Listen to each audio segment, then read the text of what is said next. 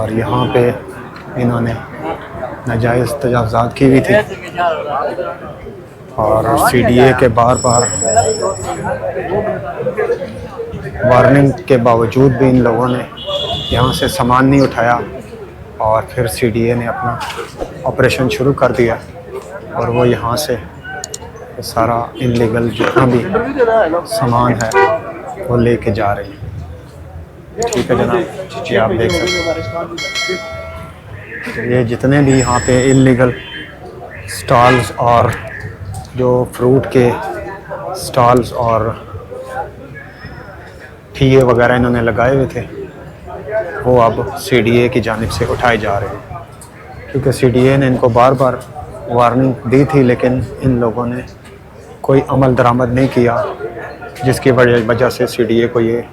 Operation करना पड़ रहा है। ये आप देखिए।